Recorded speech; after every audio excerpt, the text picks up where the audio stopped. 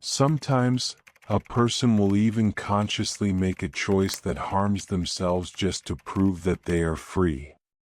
So why? Why do you feel the need to choose the wrong path even when your mind shows you the right one? Why do you sometimes sabotage your own path just to defy what you've been told, even when doing the logical thing doesn't come naturally to you? And more importantly, why does this contradiction feel so familiar to you? You might not even notice this in your daily life, because most things are automatic.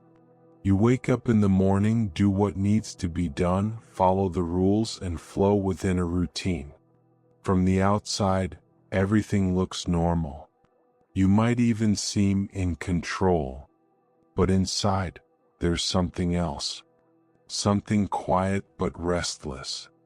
It's as if someone is constantly whispering to you, "Is this really you?" And most of the time you suppress that voice, because listening to it means disrupting the order. But that voice doesn't disappear, just waits, and it emerges at the most unexpected moment, with a small trigger. When someone tells you what to do, or when something becomes a necessity, that's when a resistance arises within you.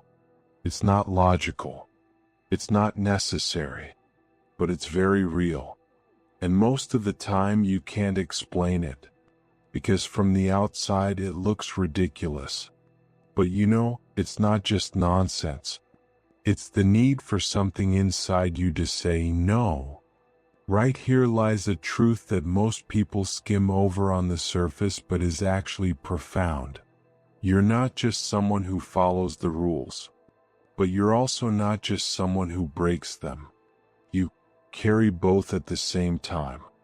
And even though it feels like a contradiction, it's actually your most authentic self. To understand this, you need to dig a little deeper. Because this isn't just about behavior, it's about your inner structure. The human mind doesn't operate solely on logic. It has multiple layers. One layer seeks security. It avoids uncertainty. It wants to stay within the rules, avoid taking risks, and conform. This layer tells you, obey, stay safe. And this voice often seems reasonable, because it protects you. It ensures your survival. It ensures you fit in with society. But there's another layer, quieter yet sharper. That layer craves freedom. It questions boundaries. It approaches everything imposed with skepticism. To it, rules are nothing but chains, and it wants to break those chains. This layer tells you, resist or you'll lose yourself. And this voice is just as powerful as the other. The problem is, these two voices work against each other. One wants to keep you grounded, the other wants to tear you away. One establishes order, the other shatters it. And you get caught between these two forces. Sometimes one wins, sometimes the other. But you never fully become one or the other.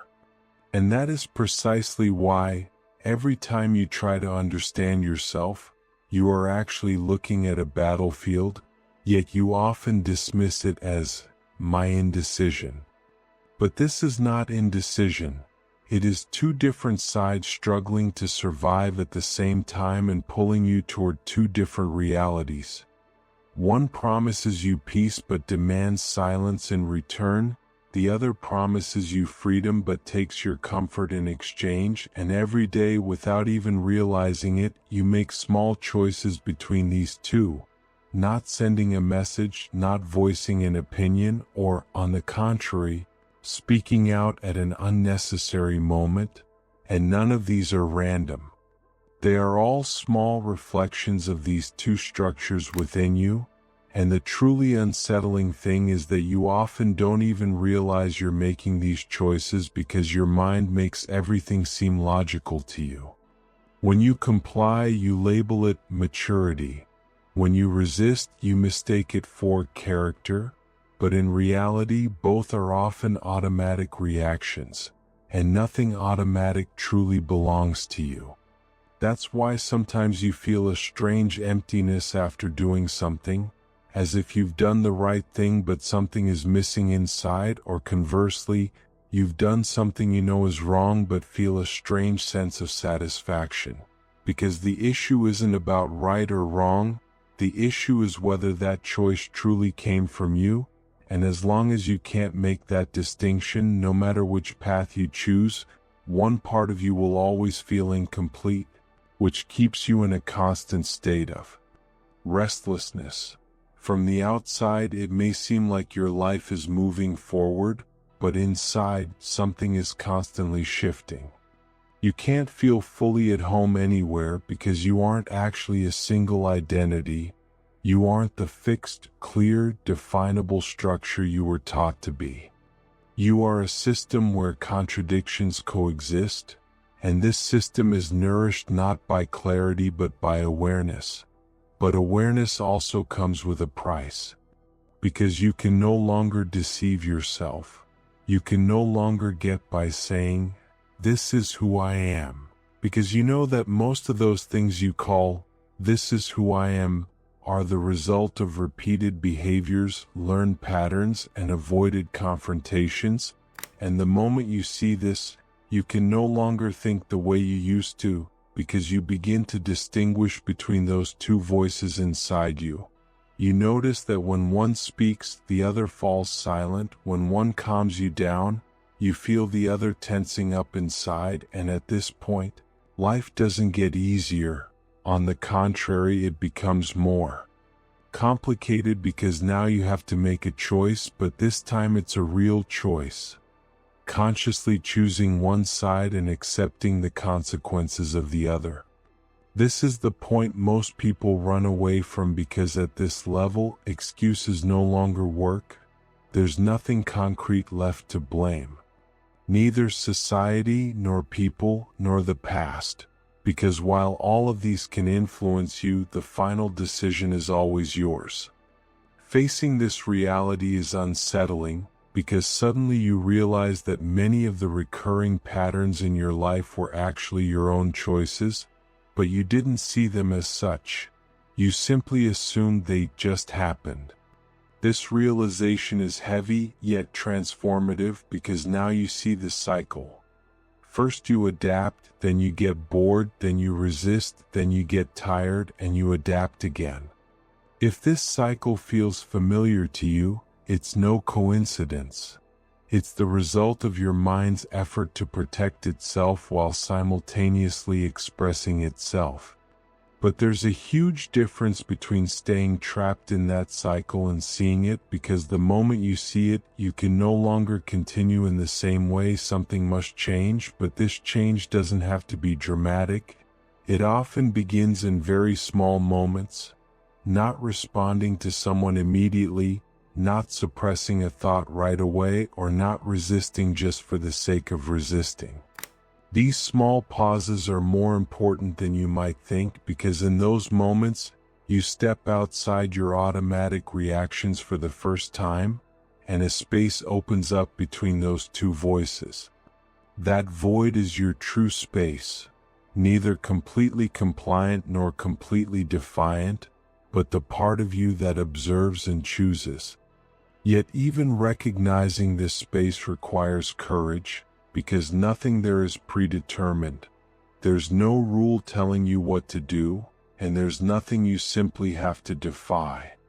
There is only you, and this is unsettling for most people because the human mind craves clarity, guidance, and the certainty of what is right or wrong. But here there is no such luxury. Here there is only choice, and every choice requires letting go of something. That's why most people return to their old cycle, because at least that's familiar. But if you've made it this far, if these thoughts don't feel foreign to you, then going back probably won't be so easy anymore. Because once you've seen it, once you've noticed it, awareness cannot be taken back. It can only be ignored. But no matter how hard you try to ignore it, that inner voice will speak more clearly now. It will ask you, why are you doing this? With every act of obedience, and whisper, is this really you? With every act of rebellion, and you will no longer be able to pretend not to hear these questions.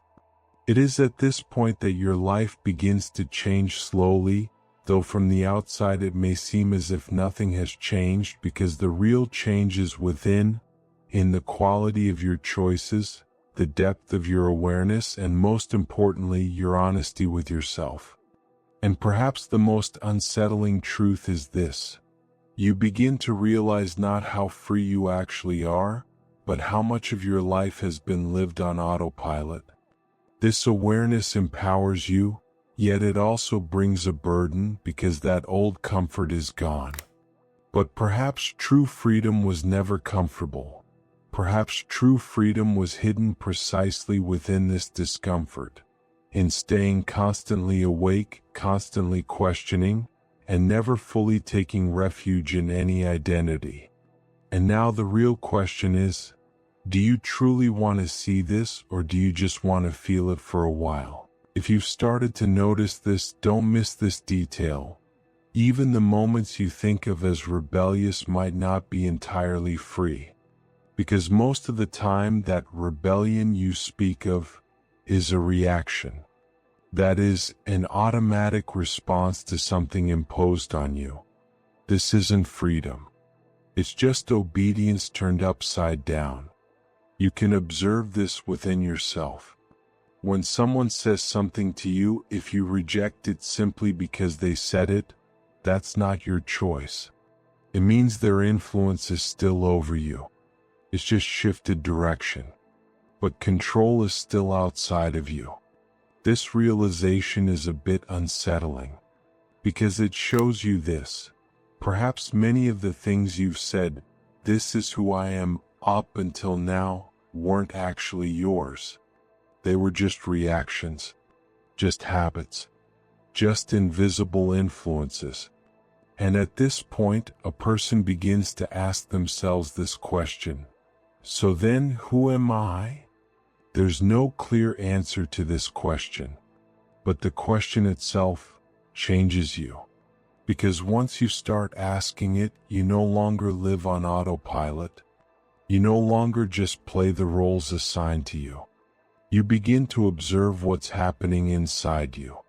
You realize in which situations you obey, in which situations you resist, and why you do it. This awareness isn't easy, because it disrupts comfort. You can no longer do anything without questioning it. Even the simplest decisions turn into an internal reckoning.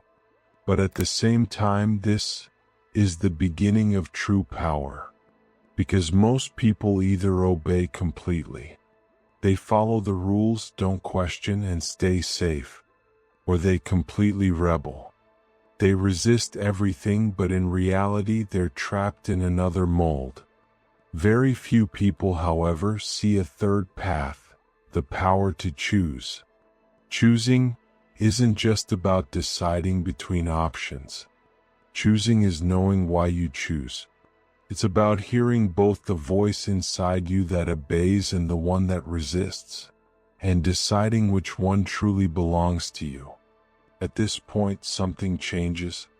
You no longer lose yourself when you obey, because you do it consciously. And when you resist, you do so not just as a reaction, but because it's truly necessary. But reaching this level comes at a cost, because you can no longer lie to yourself.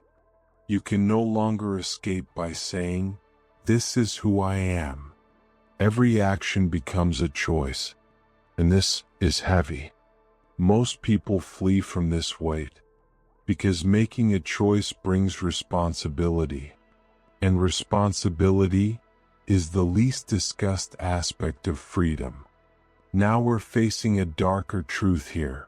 Sometimes people don't want to be free, because freedom means your mistakes are your own, and that is unsettling. That's why the mind sometimes consciously chooses to obey, Because when you obey, responsibility lessens. It's easier to say, I did it because I was told to, but the same mind eventually grows tired of this, and this time it rebels. Yet that rebellion is often unconscious, and so the cycle continues: obedience, frustration, rebellion, exhaustion, back to obedience. If this cycle sounds familiar to you, stop and recognize it within yourself, because recognizing it is the first step toward breaking free from this cycle. But be careful. Breaking free from this cycle doesn't mean becoming completely free. It means moving on to something harder, being conscious. And consciousness isn't comfortable, because nothing is black and white anymore. Right and wrong are no longer separated by clear lines. Everything becomes gray. And in that gray area, you have to make a decision. This is where most people turn back. They retreat to the rules again, or to blind rebellion, because staying in the gray area wears on the mind. But if you can stay here, if you can endure this discomfort, then you truly move to a different place. You no longer just obey, nor do you just rebel. Now you see, and seeing is the greatest rupture. Because once you see something, you can no longer experience it as you once did. Now ask yourself this question, but don't answer right away. How many of the decisions you've made were truly your own? How many were out of fear? How many out of habit? How many just to defy? The answer to this question might unsettle you, but this discomfort is the closest thing to the truth. And perhaps the real issue is this: are you an obedient person or a rebel? Or is the question itself wrong? Maybe the issue isn't who you are. It's when you are truly yourself. And now, since you've realized this, who will make your next choice?